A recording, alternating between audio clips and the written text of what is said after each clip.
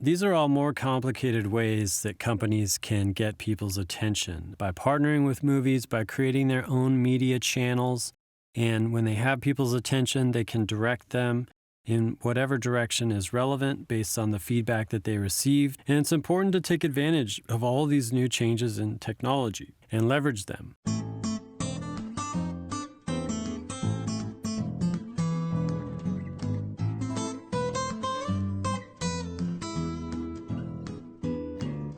So this focus that we have today on finding these channels where you can generate your unique information and get feedback from people. But this is something that's been going on historically. Our push to get onto the latest internet and social media platforms is similar to the early push to get on initial forms of media, whether it was the printed word or the transition from the printed word to radio, or the transition from radio to TV, and then from TV to the internet, and then potentially even transitioning from the internet to social media.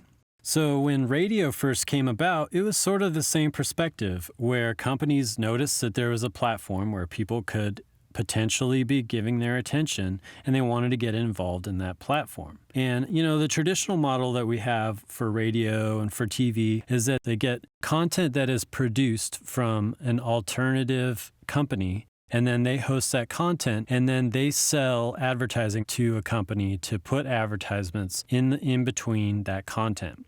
But another approach, another way of thinking about it is that you actually generate your own TV channel. You generate your own radio station. So for example, the National Life and Accident Insurance Company, when they learned about the popularity of radio, Edwin W. Craig sat with his board of directors and convinced them to invest in this new technology. And when they invested in that technology, they would have a platform so that they could enhance their company's identity. So they called this station WSM, which stands for We Shield Millions, which means that the radio station call letters were literally the company's slogan. And they got people to listen to the station by playing music. And 2 months later, everything changed when they introduced this fiddler named Uncle Jimmy Johnson. So people were all gravitated towards this fiddler. They started to form a crowd over it until they couldn't broadcast from the National Life and Accident Insurance Company building anymore. They had to find their own building. And soon this became the Grand Ole Opry in Nashville, Tennessee. So the Grand Ole Opry and the whole music culture of the town of Nashville, Tennessee, now a very large city, started because a company decided to create a radio station and found through the way that people engaged with that station that they were a fan of a particular type of music, and expanded their channel so that they became a music recording studio and began with the first modern country recording in 1944. This led to a bunch of record labels popping up along 16th and 17th Avenues in Nashville. It contributed to Nashville being known as Music Row and eventually to their nickname Music City. All because a company leveraged a channel where they would be able to get people's attention, and they listened to people's attention.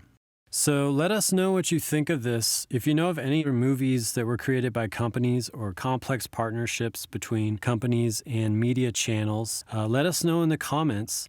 And thanks for checking out this video. We're posting regularly on psychological ideas because we want to understand how humans influence each other and how they're influenced by media. So hit the subscribe and the bell if you'd like to be reminded of our new posts, and hit the like if you like this and the share if you'd like to share. So thanks for checking out this video.